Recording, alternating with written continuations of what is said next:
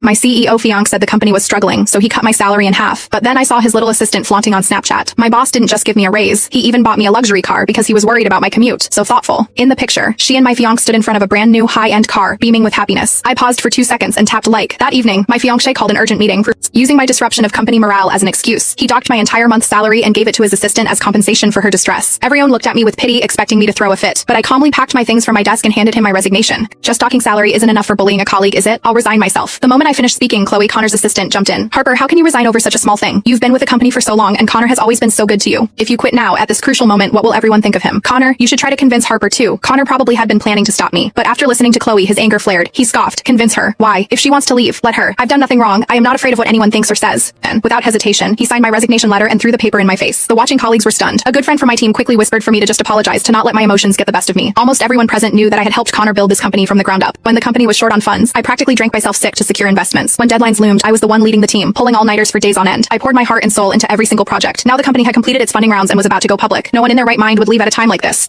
But I remained calm, picking up the resignation letter from the floor. I'll leave after I've handed over my work. No need for a handover. Get out now. Connor pointed at the door, his voice cold and unwavering. Seeing this, I said nothing, just waved goodbye to a few colleagues, picked up my bag and left. Before walking out, I glanced back at Connor. I clearly saw a flicker of complex emotion in his usually composed eyes. I knew exactly why. He thought I wouldn't leave. We'd had arguments before, but I'd always regret it shortly after leaving, returning to him as if nothing had happened, apologizing and going back to work, as usual. But he probably didn't realize this time was different. My patience with him had finally run out. I walked to the parking garage. I found my beat-up old car, the one I'd driven for 10 years, its paint scratched and faded in several places. Next to it was a brand new top-of-the-line Porsche, the exact one Connor had just given Chloe today. There were plenty of empty spaces in the garage, but she deliberately parked it right here. I understood. It was a clear challenge. It wasn't just two cars. It was like the two of us. Connor and I had been together for 10 years, yet I was worth less than Chloe, who'd only been here for 10 months. I gave a self-deprecating laugh and got into my car. Just then, a text message came through. I opened it and saw a transfer from Liam, my friend. This morning, when Connor said the company wasn't doing well and he was cutting my salary, I'd worried he was under too much stress. I immediately contacted Liam and arranged for a $50,000 loan. I'd intended to give it to Connor, but then I'd accidentally seen Chloe's Snapchat post about Connor getting her a new car. Surprisingly, my heart had been perfectly calm. No sadness, no raging jealousy. Perhaps it was because it had happened too many times. Chloe had been specially recruited by Connor, even though her work ability was abysmal. Yet Connor, who was usually so serious and rigorous about work, tolerated her mistakes again and again. From minor things, like ordering plain water for a client and a bubble tea for herself during meetings, to major blunders like sending the bottom line price list instead of the official quote to a partner, causing the company to lose hundreds of thousands of dollars. Whenever I held Chloe accountable, Connor would unhesitatingly stand in front of her, looking utterly annoyed with me. Chloe just graduated. Isn't it normal to make some mistakes? Why are you so harsh on new hires? Over time, Chloe grew increasingly brazen, to the point where she didn't even acknowledge me anymore. Soon, I left the garage. As the parking barrier lifted, my car suddenly jolted. Realizing I'd been rear-ended, I stepped out, only to see Connor and Chloe walking out of the car behind me, holding hands. Oh, sorry, Harper. Is that you? Chloe immediately walked up, looking at her car's dented hood with exaggerated concern. But why did you brake so suddenly? I didn't even have time to react. Such a shame. Connor just got me this new car. Connor's face was dark as he glared at me. Were you doing this on purpose? Did you know Chloe was behind you and deliberately braked to get back at her? I almost laughed at his audacity. It was always like this, blindly placing the blame on me without any reason. Before I could even speak, Chloe's eyes welled up. Connor, don't blame Harper. She just quit because of me. It is normal for her to be angry. It is all my fault. Really saying this, she clenched her fist and, as if in agony, moved to hit her forehead, only to subtly pull her punch at the last second. Connor, however, didn't see through it. His eyes filled with concern as he gently rubbed her forehead. It has nothing to do with you. Don't take everything upon yourself. Then he turned his furious gaze back to me, getting angrier the more he thought about it. He angrily poked my forehead. Harper, can't you learn from Chloe and take some responsibility? She knows how to be modest, and you, after working for so many years, are still so childish and arrogant. He pushed me back a couple of steps. Once I recovered, I found it almost laughable. For the past year, Chloe had been constantly stealing my credit, playing mind games and framing me, and now she was modest and responsible, while I was childish and arrogant. Knowing that further conversation would be a waste of breath, I didn't bother to say anything more and turned to leave. Wait, Connor suddenly stopped me. I expected him to lecture me again defending Chloe, but to my surprise, he pulled me aside. He spoke with a serious, almost paternal tone. Harper, my attitude towards you today was indeed extreme, but I also have high expectations of you, which is why I am so strict. I was still somewhat confused by his gentle words. However, I soon understood his intention. Connor smiled faintly at me and patted my shoulder. I'll withdraw your resignation. Just come to work as usual, but find a time to publicly apologize to Chloe. Also, you are fully responsible for this rear-end collision, and I'll deduct the compensation amount from your salary. It all clicked. I scoffed, looking up at Chloe. She probably knew exactly what Connor was going to say. Her face was full of smugness, and she winked at me provocatively. I sneered.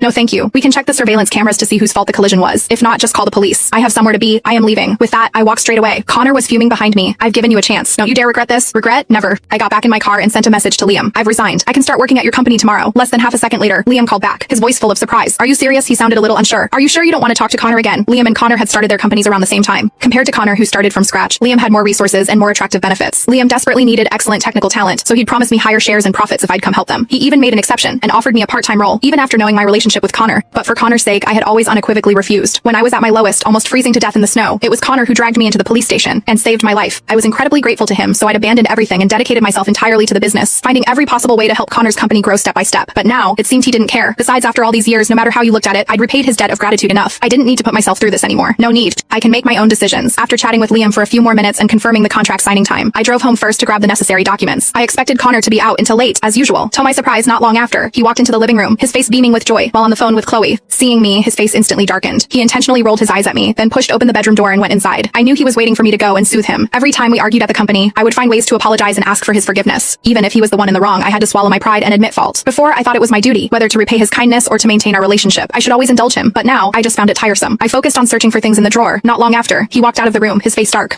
Chloe's car is fixed. Is yours fixed yet? I knew this was his signal, an olive branch of sorts. In the past, I would have immediately felt that he had forgiven me and gone to appease him, but now I didn't even look up. I said calmly, it is just a beat-up old car, not worth fixing. Connor frowned. What do you mean by that? I looked up at him, puzzled, not understanding what he was unhappy about now. This car had been scratched many times before, and when I suggested fixing it, he'd always said the same thing. I expected him to explode again, but to my surprise, he sighed. Chloe's work has been quite good lately. They gave her the car to retain her talent. You are my girlfriend, and when we get married, the company will be yours anyway. So why bother with salary amounts or compete with her? Harper, everything I do is for the company. I don't want other colleagues to think I am playing favorites with you. I was surprised that he was actually explaining himself to me. He'd never bothered to say such things before, but I knew deep down that these were just excuses. At the company, colleagues all knew how Connor treated Chloe and me. Projects I slaved over for 3 days. He'd suddenly on a whim hand them over to Chloe, and with just a simple PowerPoint presentation, they'd become her achievement. Clients I spent days negotiating with. On the verge of signing a contract, he'd use my name to take Chloe out to dinner with them, and suddenly the contract became Chloe's accomplishment. Such incidents were countless. Over time, other colleagues simply thought Connor favored Chloe more. They even believed Connor didn't like me, and because of this, I suffered many snubs and bullying at work, which he saw but pretended not to. I didn't want to explain, he'd just say I was making excuses anyway. Oh, I replied flatly, you don't need to tell me all this. I have nothing to do with the company anymore. You can do as you please. Connor didn't speak. Finally, he sighed. He walked over to me, lowered his head, and gently touched my face. Actually, I have a selfish reason too. I want you to take some time off and think about our wedding. When do you plan to marry me? He asked, smiling, but I had brought up marriage many times before, and each time he had refused. Every time we fought and he wanted to placate me, he would bring up marriage. Sometimes I felt less like his girlfriend and more like a dog he strung along. I remained silent. Connor, as if playing with a dog, scratched my chin. Don't be mad. Can you just smile for me? For saying this, he leaned in as if deliberately trying to please me and kissed my neck. He rarely initiated physical affection with me. In the past, I probably would have been thrilled. After his kiss, I would have taken the lead only to be pushed away and laughed at for being dirty-minded. Now, thinking about it, it just felt tiresome. I yanked his arm away, pulled out a wet wipe and scrubbed at my neck. Connor was thunderstruck, frozen in place. You are disgusted by me. I have to go out later. I am going to change, I said calmly, then turned to go back to my room. Connor tried to follow, but I unhesitatingly closed the door and locked it. Fine, Harper. Don't you dare regret this. Connor seemed genuinely furious. After his angry outburst, he kicked the door hard and stormed off. When I came out of the room, the living room was empty. In the company Snapchat group, Connor had sent a message inviting everyone out for dinner and asking who wanted to come. Complete silence followed. Only Chloe sent 3 happy emojis in a row. I knew Connor was deliberately trying to provoke me. This had happened many times before. Other colleagues were always reluctant to join, but Chloe was always enthusiastically responsive. In the past, I would have been so jealous that I would have gone along, only to be mocked by them. Now, I couldn't care less. I went straight to Liam's place and signed the contract. Liam was incredibly happy and specially arranged a celebratory dinner for me. After several rounds of drinks, when I went to the restroom, I heard familiar voices from the private room next door. I instinctively paused.